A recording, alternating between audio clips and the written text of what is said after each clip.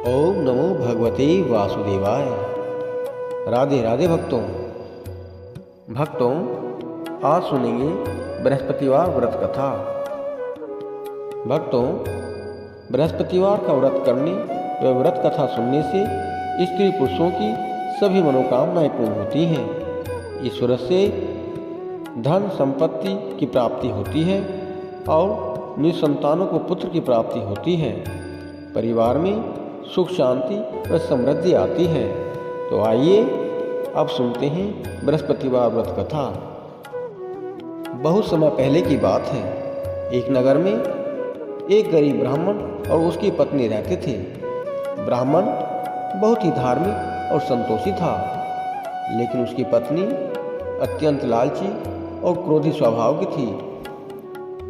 एक दिन ब्राह्मण ने अपनी पत्नी से कहा, देवी, आज गुरुवार है, मैं भगवान बृहस्पति का व्रत रखूंगा। इस पर पत्नी गुस्से में बोली, हर हफ्ते यही व्रत, इससे क्या मिलेगा? घर में तो गरीबी ही है।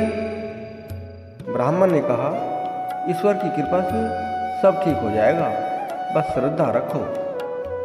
एक दिन ब्राह्मण किसी काम से बाहर चला गया। उस दिन गुरुवार था।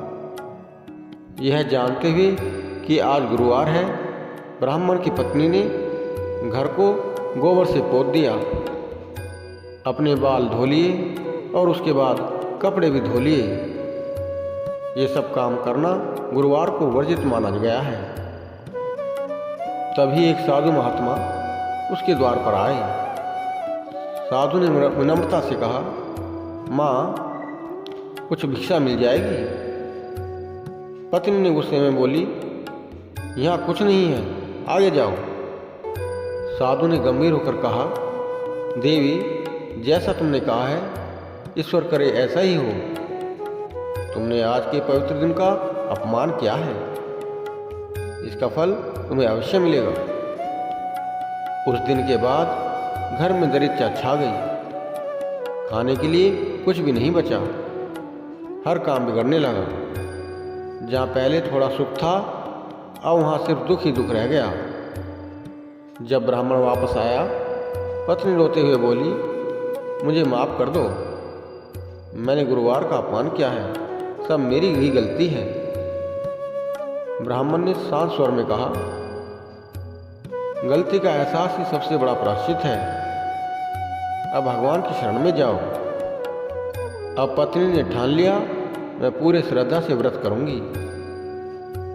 अब वह हर गुरुवार को व्रत करती, कथा सुनती, पीले वस्त्र पहनती, केले के पेड़ को पूजा करती, दान करती और अपने स्वभाव को शांत रखती। धीरे धीरे घर में धन आने लगा, सुख शांति लौट आई, जीवन फिर से खुशहाल हो गया। ब्राह्मण की पत्नी आनंदपूर्वक बोली, सच में भगवान बृहस्पति बहुत कृपालु हैं।